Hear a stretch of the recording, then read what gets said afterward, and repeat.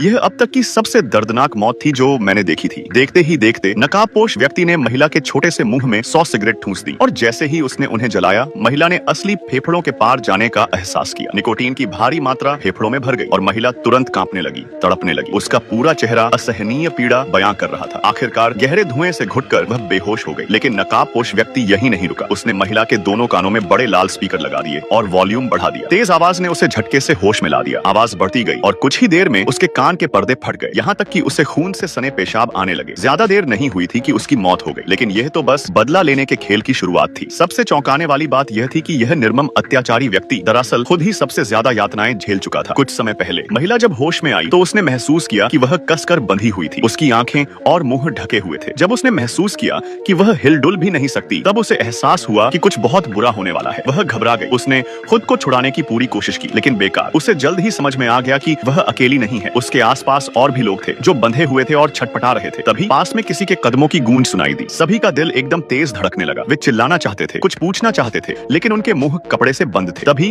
नकाबपोश व्यक्ति ने 100,000 वोल्ट का इलेक्ट्रिक डिवाइस निकाला। बिजली के झटके की आवाज सुनते ही सभी कैदियों के रोंगटे खड़े हो गए। अंधे होने की वजह से उनका डर और भी बढ़ गया था। नकाबपोश व्यक्ति ने धीरे से इलेक्ट्रिक डिवाइस लोहे के फ्रेम पर रख दिया, जिस पर 6 लोग बंधे हुए थे। अगले ही पल भयानक चीखों से पूरा कमरा गूंज उठा। उनके शरीर बुरी तरह कांपने लगे। बिजली की तीव्रता से उनके पैरों से धुआं निकलने लगा। जब झटके बंद हुए तो नकाबपोश व्यक्ति ने उनकी आंखों से पट्टियां हटा दी। फिर उसने एक लाल रंग का कागज निकाला। चलते हुए नकाबपोश व्यक्ति ने ऐलान किया कि वे सभी घोर अपराधी हैं। उन्हें यहाँ लाने का मकसद यही था कि वे अपने कर्मों की सजा भुगतें। लेकिन अगर वे अपने किए गए पापों को स्वीकार कर सच्चे दिल से प्रायश्चित करें तो उन्हें जीवित जाने दिया जाएगा, अन्यथा उनकी किस्मत में सिर्फ एक ही अंजाम लिखा है, मौत। इसके बाद नकाबपोश व्यक्ति ने पूरे कमरे में घना धुआं छोड़ दिया, जिससे सभी बेहोश हो गए। जब उन्होंने दोबारा आंखें खोली तो पाया कि उनके मुंह से कपड़ा हटा दिया गया था। यही देखते ही छोटी नाम का व्यक्ति गुस्से से आग बबूला हो गया। उसने नकाबपोश व्यक्ति को गालियां देते हुए ललकारा, अगर हिम्मत है तो सामने आ। और अगले ही पल नकाबपोश सच में उसके सामने आ गया और चुप रहने का आदेश दिया। अब छोटे को समझ आ गया कि ये बंदा सच में खतरनाक है, लेकिन जाने कहां से उसमें दोबारा हिम्मत आ गई और उसने फिर से एक गाली दे दी। तुरंत उसे हजारों वोल्ट का करंट झटका दे दिया गया। इतना ही नहीं, बाकी लोग भी इस झटके की चपेट में आ गए। छोटे तुरंत बेहोश हो गया और बाकी लोग भी लगभग चेतना खो बैठे। लेकिन नकाबपोश उन्हें एक पल भी चैन नहीं देना चाहता था। उसने सबको साफ कह दिया, अगर जिंदा रहना चाहते हो तो अपने सबसे बड़े पाप कबूल करो, वरना तुम्हें तड़पाकर मारने के 100 तरीके हैं। अब सभी पूरी तरह डर गए। जान बचाने के लिए वे तुरंत अपने अपने पाप बताने लगे। छोटी ने माना कि वह पैसों के लिए अमीर लोगों को बहकाती थी, हर रात अलग अलग तरह के खेल खेलती थी।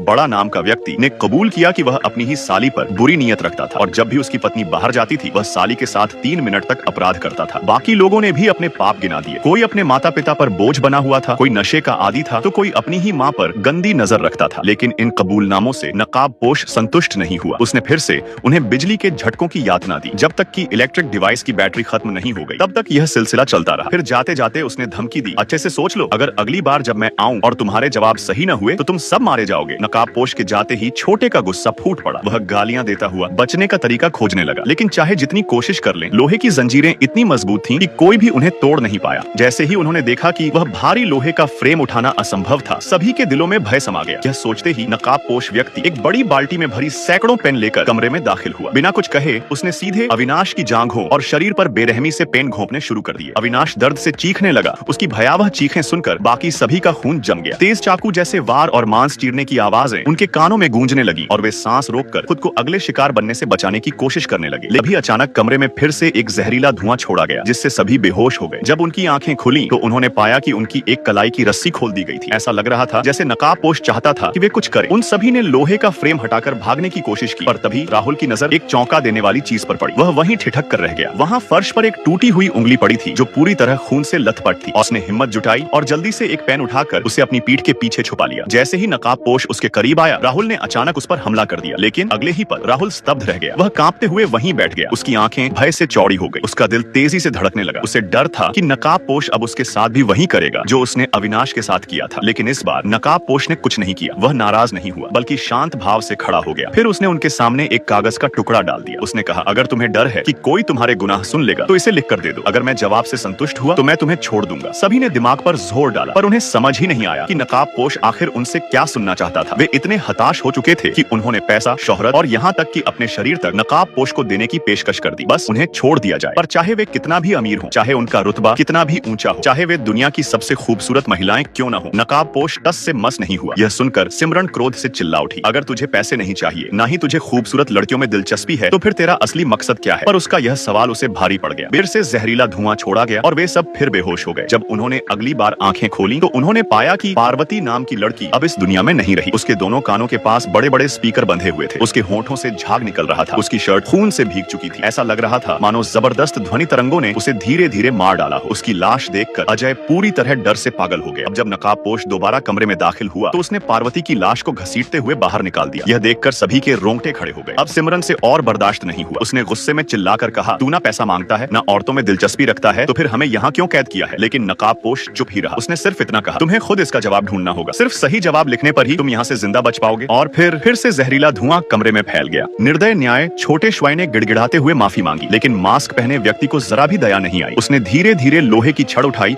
और पूरी ताकत से उसके सिर पर दे मारी। यह दृश्य देखकर बूढ़े वांग की रूह कांप उठी। वह बुरी तरह से कांपते हुए बैठा रहा, यह सोचने में असमर्थ कि अब क्या किया जाए। इस बार अगला शिकार आजेन थी, लेकिन जैसे ही मास्क वाला उसके पास पहुंचा, कुछ चौंकाने वाला हुआ। उसके गले के कॉलर में अचानक जबरदस्त बिजली दौड़ी, जिससे वह दर्द से जमीन पर गिर पड़ा और झटकों के साथ मर गया। बूढ़े वांग ने पहले उसे पैर से ठोकर मारी, यह देखने के लिए कि वह सच में मर चुका है या नहीं। फिर हिम्मत जुटाकर उसका मास्क हटाया और जो देखा उससे उसकी रूह उड़ गई। मास्क के पीछे कोई और नहीं बल्कि उसका पुराना स्कूल दोस्त था, लेकिन उसके होठों पर जोरदार गोंद चिपका हुआ था और उसकी आंखों में गहरा डर झलक रहा था, जैसे किसी ने उसे इस नरसंहार के लिए मजबूर किया हो। बूढ़े वांग पूरी तरह स्तब्ध था। मास्क वाला मर चुका था, वह बच चुका था। उसे राहत महसूस होनी चाहिए थी, लेकिन उसके दोस्त की डरी हुई आंखें और हाथ में पकड़ी तस्वीर किसी भयानक साजिश की ओर इशारा कर रही थी। लेकिन अब सोचने का समय नहीं था, बचने का था। वह हथकड़ी तोड़ने के लिए लोहे के रॉड से प्रहार करने लगा। तभी आजैन को मोमबत्ती में एक चाबी दिखी। वह तुरंत मोमबत्ती बुझाने लगी, लेकिन जल्दबाजी में चाबी दूर जा गिरी। शुक्र था कि आजैन पास में ही थी। उसने चाबी उठा ली और अपनी हथकड़ी खोल ली। बूढ़े वांग भी बेसब्री से अपनी बारी का इंतजार करने लगा, लेकिन तभी आजैन के चेहरे पर एक अजीब सी मुस्कान आई और जैसे ही उसने बूढ़े वांग की ओर देखा, पूरी सच्चाई उजागर हो गई। असली साजिशकर्ता कौन था? यह घातक न्याय किसी और का नहीं, आजैन का ही रचा हुआ खेल था। 10 साल पहले जब वह एक खूबसूरत किशोरी थी तो उसने बूढ़े वांग से अपना प्यार जताया, लेकिन उसने न केवल उसका मजाक उड़ाया बल्कि पूरी स्कूल में यह झूठ फैला दिया कि आजैन एक चरित्रहीन लड़की है जो लड़कों को फंसाती है। धीरे धीरे यह झूठ एक भयानक बुलिंग में बदल गया। स्कूल के कई लड़कों ने आजैन को सताया, प्रताड़ित किया, जिनमें छोटी मेई, क्वेई हुआ, छोटे श्वाई, आवेई और मास्क वाला दोस्त सबसे आगे थे। वह दर्द, वह अपमान, वह क्रूरता आजैन ने अपने भीतर जमा कर ली और उसने ठान लिया कि एक दिन वह इस अन्याय का बदला लेगी। आज उसकी बदला लेने की योजना पूरी हो चुकी थी। अंतिम न्याय। बूढ़े वांग ने रोते हुए माफी मांगी, लेकिन आजैन की आंखों में कोई दया नहीं थी। उसने एक बिजली का स्विच दबाया और बूढ़े वांग